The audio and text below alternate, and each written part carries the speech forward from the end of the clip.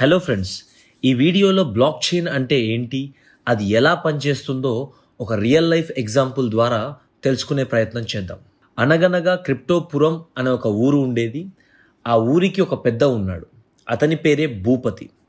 ఆ ఊర్లో జనాల మధ్య జరిగే ట్రాన్సాక్షన్స్, అంటే ఎవరి దగ్గర ఎవరు ఎంత తీసుకున్నారు, ఎవరికి ఎంత బాకీ ఉన్నారు, ఇలాంటి డీటెయిల్స్ అన్నీ ఆ ఊరి పెద్ద భూపతి తన దగ్గర ఉన్న ఖాతా బుక్లో రికార్డ్ చేసేవాడు. అయితే ఈ సిస్టంలో 2 టైప్స్ ఆఫ్ ప్రాబ్లమ్స్ ఉన్నాయి. ఒకటి, భూపతి తన సొంత లాభం కోసం ఆ రికార్డులను మార్చి దుర్వినియోగం చేసుకునే అవకాశం ఉంది. రెండవది, భూపతి దగ్గరున్న ఖాతా బుక్ని బయట వాళ్ళు దొంగిలించి ఆ రికార్డులని తారుమారు చేసే అవకాశం ఉంది. సేమ్ సీన్ మనకి రామ్ చరణ్ రంగస్థలం మూవీలో కనిపిస్తుంది. అక్కడ కూడా ఊరి జనాల లావాదేవీలు మొత్తం సొసైటీ పెద్ద అయిన జగపతి బాబు చేతిలో ఉండేవి. ఆ మూవీలో జగపతి బాబు తన దగ్గరున్న రికార్డులని తారుమారు చేసి ఆ ఊరి వాళ్ళ ఆస్తులని సొంతం చేసుకుంటాడు. ఇలాంటి ఒక రిస్క్ ఉంటుంది అని మన క్రిప్టోపురం ప్రజలు ముందే పసిగట్టి ఒక 20 మంది చదువుకున్న విద్యావంతులతో ఒక అసోసియేషన్ ఫామ్ చేశారు. ఆ తర్వాత ఆ ఊరిలో జరిగే ప్రతి ట్రాన్సాక్షన్ని భూపతి ఖాతా బుక్తో పాటు ఈ 20 మంది కూడా సేమ్ ఖాతా బుక్ని మెయింటైన్ చేసేవాళ్ళు. సో అప్పటి నుంచి ఆ ఊరిలో ఏ లావాదేవీ జరిగినా ఈ 21 మంది ఒక చోట అసెంబుల్ అయి వీళ్ళ ఖాతా బుక్లో నోట్ చేయడం మొదలుపెట్టారు. అందుకు గాను ఈ 20 మందికి ఆ ఊర్లో ఉండే ప్రజలు కొంత ధాన్యాన్ని రివార్డ్ రూపంలో ఇచ్చేవాళ్ళు. ఈ విధమైన సిస్టమ్ని ఇంప్లిమెంట్ చేయడం ద్వారా ఏ ఒక్క వ్యక్తి కూడా తన దగ్గరున్న ఖాతా బుక్లో రికార్డు మార్చినా, లేదంటే ఎవరైనా దొంగిలించి ఆ రికార్డు మార్చినా మిగిలిన 20 మంది దగ్గర కూడా సేమ్ రికార్డ్స్ ఉంటాయి. కాబట్టి ఆ మార్చబడిన ఖాతా బుక్ అనేది ఇన్వాలిడ్ అవుతుంది. సో ఇలా చేయడం ద్వారా మనం ఇంత ముందుకు డిస్కస్ చేసిన ప్రాబ్లమ్స్ని ఓవర్కమ్ చేయొచ్చు. Block chain technology working mechanism కూడా ఇంచుమించు ఇదే విధంగా ఉంటుంది. ఇప్పుడు క్రిప్టోపురంలో జరిగిన ఇన్సిడెంట్స్ని రిలేట్ చేస్తూ బ్లాక్ చైన్ ఎలా వర్క్ చేస్తుందో తెలుసుకుందాం. బ్లాక్ చైన్ అంటే ఒక నెట్వర్క్లో బ్లాక్స్ అనేవి చైన్ రూపంలో ఒకదానికొకటి కనెక్ట్ అయి ఉంటాయి. ఫస్ట్ బ్లాక్ అంటే ఏంటో చూద్దాం. బ్లాక్ అంటే collection of data.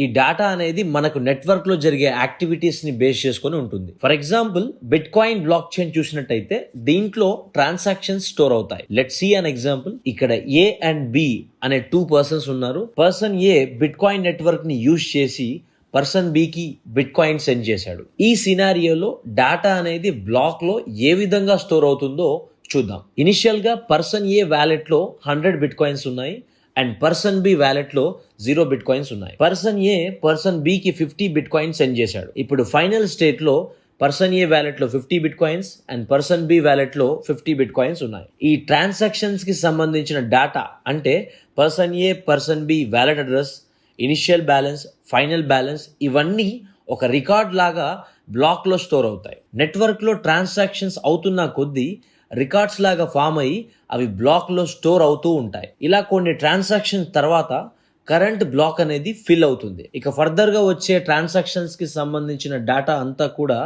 Next black లో స్టోర్ అవుతాయి. ఈ విధంగా బ్లాక్ చైన్ లో కొత్త బ్లాక్స్ క్రియేట్ అవుతూ ఉంటాయి. ఇక్కడ మనం bit coin block chain use చేసాం కాబట్టి ఇక్కడ బ్లాక్ లో ట్రాన్సాక్షన్స్ కి సంబంధించిన డేటా స్టోర్ అవుతుంది. అదే మనము హెల్త్ సెక్టర్ లో కనుక బ్లాక్ చైన్ వాడితే పేషెంట్ రికార్డ్ స్టోర్ అవుతాయి. అదే రియల్ ఎస్టేట్ లో కనుక మనం బ్లాక్ చైన్ వాడితే ల్యాండ్ రికార్డ్ స్టోర్ అవుతాయి. ఈ విధంగా బ్లాక్ చైన్ యూస్ కేస్ బట్టి బ్లాక్ లో స్టోర్ అయ్యే డేటా అనేది వ్యారీ అవుతుంది. ఇప్పుడు ఈ ఇండివిజువల్ బ్లాక్స్ అనేవి చైన్ లాగా ఎలా ఫామ్ అవుతాయో చూద్దాం. ప్రతి బ్లాక్ లో 3 కాంపోనెంట్స్ ఉంటాయి. Data, hash of the previous block. ఇక్కడ డేటా అనేది బ్లాక్ చైన్ ని బేస్ చేసుకొని ఉంటుంది. Next hash. ప్రతి బ్లాక్ కి ఒక యూనిక్ కోడ్ జనరేట్ అవుతుంది. దీన్నే ఇక్కడ మనం హ్యాష్ అంటాం. ఇది మన ఫింగర్ ప్రింట్ లాగే యూనిక్ గా ఉంటుంది. సో బ్లాక్ చైన్ లో ఉండే ప్రతి బ్లాక్ కి ఒక యూనిక్ హ్యాష్ ఉంటుంది. సో ఇప్పుడు మనం ఒక 3 బ్లాక్స్ ని కన్సిడర్ చేసుకుందాం. Block A, block B and block C. ఒకవేళ బ్లాక్ ఏ కనుక ఆ బ్లాక్ చైన్ లో ఫస్ట్ బ్లాక్ అయితే దీన్నే మనం జెనిసిస్ బ్లాక్ అంటాం. దీనికి డేటా అండ్ హ్యాష్ ఉంటుంది. ఇది ఫస్ట్ బ్లాక్ కాబట్టి ప్రీవియస్ బ్లాక్ ఉండదు. సో మనకి ప్రీవియస్ బ్లాక్ హ్యాష్ ప్లేస్లో అన్ని జీరోస్ ఉంటాయి. ఇప్పుడు block A and block B ఎలా కనెక్ట్ అవుతుందో చూద్దాం. బ్లాక్ బిలో డేటా అండ్ యూనిక్ హ్యాష్ ఉంటుంది.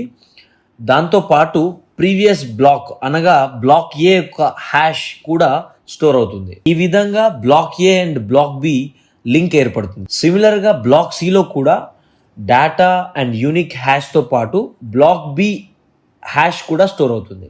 ఇలా న్యూ బ్లాక్స్ క్రియేట్ అయ్యే కొద్దీ ఒక చైన్ ఏర్పడుతూ ఉంటుంది. అందుకే దీన్ని మనం బ్లాక్ చైన్ అంటాం. అయితే ఇప్పుడు బ్లాక్ చైన్లో ఒక బ్లాక్లోకి డాటా ఎలా ఎంటర్ అవుతుందో చూద్దాం. మనం ఇంతకుముందు డిస్కస్ చేసిన స్టోరీలో క్రిప్టోపురం ఊరిలో ఏ కొత్త ట్రాన్సాక్షన్ జరిగినా 21 మందితో కూడిన అసోసియేషన్ వాళ్ళు వెరిఫై చేయాల్సి ఉంటుంది. అయితే ఈ 21 మంది దగ్గర సేమ్ ఖాతా బుక్ కాపీ ఉంటుంది. దీన్నే మనం ఇంగ్లీష్లో లెడ్జర్ అంటాం. అయితే ఇప్పుడు కొత్తగా వచ్చే ట్రాన్సాక్షన్ని అప్రూవ్ చేసే ముందు అవి జెన్యూనా కాదా అని వెరిఫై చేయడం కోసం ఓటింగ్ సిస్టమ్ వాడతారు. ఆ 21 మెంబర్స్లో మెజారిటీ ఆఫ్ ద పీపుల్ అది జెన్యూన్ అని వెరిఫై చేస్తే అది ఖాతా బుక్లో అనగా లెడ్జర్లో ఎంటర్ చేయబడుతుంది. సిమిలర్గా బ్లాక్ చైన్లో ఏ కొత్త బ్లాక్ వచ్చినా క్రిప్టోపురం 21 మెంబర్స్ వెరిఫై చేసినట్లుగానే ఇక్కడ వరల్డ్ వైడ్గా థౌజండ్స్ ఆఫ్ కంప్యూటర్స్ వెరిఫై చేస్తాయి. వీటినే ఇక్కడ మనం నోట్స్ అని కూడా అంటాం. క్రిప్టోపురంలో 21 మెంబర్స్ దగ్గర సేమ్ ఖాతా బుక్ లెడ్జర్ ఉన్నట్టుగానే ఇక్కడ నోట్స్ దగ్గర కూడా సేమ్ లెడ్జర్ కాపీ ఉంటుంది. బ్లాక్ చైన్ లోకి ఏ కొత్త బ్లాక్ వచ్చినా అవి నోట్స్ దగ్గరికి వెళ్తాయి. ఈ నోట్స్ ఆ పర్టికులర్ బ్లాక్ ని వెరిఫై చేసి అప్రూవ్ చేయాల్సి ఉంటుంది. వీటిలో 51% నోట్స్ కనుక ఆ బ్లాక్ ని వెరిఫై చేసి అప్రూవ్డ్ అని ఓటింగ్ ఇస్తే అది ఆ బ్లాక్ యూనివర్సల్ గా వ్యాలిడేట్ అవుతుంది. ఇలా వ్యాలిడేట్ చేయబడిన బ్లాక్ ని ప్రతి నోడ్ దగ్గర ఉన్న లెడ్జర్ లో యాడ్ చేయబడుతుంది. ఈ విధంగా ఒక బ్లాక్ ని ఓటింగ్ సిస్టమ్ ద్వారా వ్యాలిడేట్ చేయడాన్ని కన్సెన్సస్ మెకానిజం అంటాం. బ్లాక్ చైన్ ని హ్యాక్ చేయగలమా? ఒకసారి ప్రాక్టికల్ గా చూద్దాం. పైన కనిపించే ఇమేజ్ లో మీకు chain of blocks block A, block B, block C ఉన్నాయి. ఒక హ్యాకర్ బ్లాక్ బిలో ఉన్న డాటాని కనుక మార్చాలని ప్రయత్నిస్తే బ్లాక్ బి యొక్క హ్యాష్ ఐడి ఆటోమేటిక్గా చేంజ్ అవుతుంది. అండ్ బ్లాక్ సిలో ఆల్రెడీ బ్లాక్ బి యొక్క పాత హ్యాష్ స్టోర్ అయి ఉంటుంది. కాబట్టి ఇప్పుడు బ్లాక్ బి హ్యాష్ మారడం వల్ల ఇక్కడ మిస్ మ్యాచ్ అవుతుంది. So block B and block C మధ్య చైన్ బ్రేక్ అవుతుంది. ఈ విధంగా లెడ్జర్ మొత్తం ఇన్వాలిడ్ అయిపోతుంది. అయితే ఈ సేమ్ లెడ్జర్ కాపీ అనేది వరల్డ్ వైడ్ గా థౌజండ్స్ ఆఫ్ కంప్యూటర్స్ లో స్టోర్ అయి ఉంటుంది. ఒక కంప్యూటర్ ని హ్యాక్ చేసినంత మాత్రాన ఈ నెట్వర్క్ లో ఉన్న థౌజండ్స్ ఆఫ్ కంప్యూటర్స్ లో మాత్రం ఒరిజినల్ డాటా అలాగే ఉంటుంది. బ్లాక్ చైన్ లో మెజారిటీ ఆఫ్ నోడ్స్ దగ్గర ఏదైతే ఇన్ఫర్మేషన్ ఉంటుందో అదే ఫైనలైజ్ అవుతుంది. 51% of nodes nothing but thousands of computers ని సేమ్ టైంలో హ్యాక్ చేయడం అనేది ఒకసారి బ్లాక్ చైన్ లో ఎంటర్ అయిన డేటాని మార్చడం ఆల్మోస్ట్ ఇంపాసిబుల్. అందుకే బ్లాక్ చైన్ టెక్నాలజీను ట్యాంపర్ ప్రూఫ్ అంటాం. క్రిప్టోపురంలో ఫస్ట్ ట్రాన్సాక్షన్స్ వ్యాలిడేషన్స్ అన్ని భూపతి దగ్గర ఉండేవి. అంటే అది ఒక సెంట్రలైజ్ సిస్టమ్. బట్ ఆ తర్వాత వాళ్ళు ఒక అసోసియేషన్ ఫామ్ చేసి 20 మెంబర్స్ ని యాడ్ చేయడం ద్వారా కొంతవరకు డీసెంట్రలైజ్ సిస్టమ్ గా మారింది. అయితే ఈ సిస్టమ్ లో ఉన్న 20 మెంబర్స్ ఒకరి ఐడెంటిటీ ఒకరికి తెలుసు. వీళ్ళంతా సేమ్ లొకేషన్ నుండి ఉన్నారు కాబట్టి కొంతవరకు వీళ్ళని ఇన్ఫ్లుయెన్స్ చేసి కరప్షన్ చేసే అవకాశం ఉంది. బట్ బ్లాక్ చైన్ నెట్వర్క్ లో thousands of nodes different geographical locations నుండి అనానిమస్ గా పార్టిసిపేట్ చేయడం ద్వారా ఇక్కడ డిగ్రీ ఆఫ్ డీసెంట్రలైజేషన్ చాలా పెరుగుతుంది. ఇక్కడ నోడ్స్ ని ఇన్ఫ్లుయెన్స్ చేయడం ఇంపాసిబుల్ కాబట్టి ఇది ఒక ట్రస్ట్ వర్తీ సిస్టమ్ గా చెప్పొచ్చు.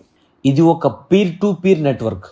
ఇక్కడ ఎవరైనా అనానిమస్ గా ట్రాన్సాక్షన్స్ చేయొచ్చు అండ్ అనానిమస్ గా నోట్స్ ని మెయింటైన్ చేసి ట్రాన్సాక్షన్స్ ని వ్యాలిడేట్ కూడా చేయొచ్చు. సో ఇది ప్రజల కోసం ప్రజలే ఎటువంటి సెంట్రలైజ్డ్ అథారిటీ లేకుండా నడుపుతున్న P2P నెట్వర్క్. క్రిప్టోపురంలో ట్రాన్సాక్షన్స్ ని వ్యాలిడేట్ చేస్తున్నందుకు గాను ఆ 20 మంది సభ్యులకి ప్రజలు కొంత రివార్డ్ ని ధాన్యం రూపంలో ఇస్తున్నారు. అదే బ్లాక్ చైన్ లో ట్రాన్సాక్షన్ చేసే వాళ్ళు ఏవైతే ట్రాన్సాక్షన్స్ ని వ్యాలిడేట్ చేసే నోట్స్ ఉన్నాయో వాటికి కొంత అమౌంట్ ట్రాన్సాక్షన్ ఫీ రూపంలో పే చేస్తారు. సో ఫైనల్గా మనం క్రిప్టోపురంలో వాడిన టర్మినాలజీని బ్లాక్ చైన్ టర్మినాలజీకి కనెక్ట్ చేసి చూద్దాం. మనం క్రిప్టోపురంలో ఖాతా బుక్ అన్నాం, దాన్నే మనం బ్లాక్ చైన్ లో లెడ్జర్ అంటాం. క్రిప్టోపురంలో ఖాతా బుక్ అనేది ఆ 21 మెంబర్స్ సభ్యులకు మాత్రమే యాక్సెసిబుల్ ఉంటుంది. బట్ బ్లాక్ చైన్ లో లెడ్జర్ అనేది యూనివర్సల్ గా అందరికీ ఓపెన్ గా ఉంటుంది. క్రిప్టోపురంలో ఉన్న 21 మెంబర్స్ నే బ్లాక్ చైన్ లో మనం నోట్స్ అంటాం. అయితే ఈ 21 మెంబర్స్ క్రిప్టోపురం అనే విలేజ్ లో మాత్రమే ఉంటారు.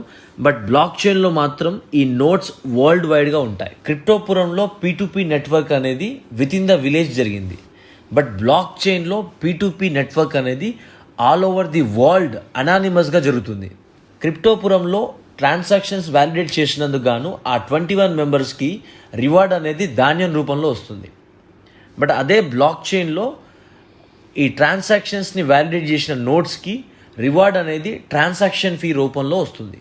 ఈ విధంగా ఎటువంటి సెంట్రలైజ్డ్ అథారిటీ పైన డిపెండ్ అవ్వకుండా self sustainable, trust worthy, immutable, decentralised P2P network build చేసుకునే ఫిజిబిలిటీ తీసుకొచ్చింది ఈ బ్లాక్ చైన్ టెక్నాలజీ. ఈ ప్రపంచంలో మనకి ఇంటర్నెట్ తర్వాత వచ్చిన అతిపెద్ద రెవల్యూషన్ ఏదైనా ఉంది అంటే అది బ్లాక్ చైన్. ఈరోజు మనకి ఇంటర్నెట్ డే టు డే లైఫ్లో ఎలా అయితే పార్ట్ అయిందో, కమింగ్ ఇయర్స్లో బ్లాక్ చైన్ కూడా మన డే టు డే లైఫ్స్లో పార్ట్ కాబోతుంది. మన ఛానల్లో క్రిప్టో పాఠశాల అని ఒక ప్లేలిస్ట్ క్రియేట్ చేయడం జరిగింది. దీంట్లో క్రిప్టో ఎడ్యుకేషన్కి సంబంధించి ఒక లేమన్ కూడా క్రిప్టోని ఈజీగా అర్థం చేసుకునే విధంగా సిరీస్ ఆఫ్ వీడియోస్ అప్లోడ్ చేస్తున్నాం. అండ్ అలాగే ఈ క్రిప్టో పాఠశాలకి సంబంధించి మనకి social media handles Telegram, Twitter, Instagram కూడా ఉన్నాయి. వీటి యొక్క లింక్స్ ఈ వీడియో డిస్క్రిప్షన్లో మెన్షన్ చేయడం జరిగింది. Thank you friends. మీకు కనుక ఈ వీడియోస్ వర్త్ఫుల్ అనిపిస్తే మీ తోటి క్రిప్టో ఫ్రెండ్స్తో షేర్ చేసుకొని మేము మరింత ముందుకు వెళ్ళడానికి సహకరించగలరు. Thank you friends. Thank you again. Subscribe to Crypto Dunia for the best education on crypto.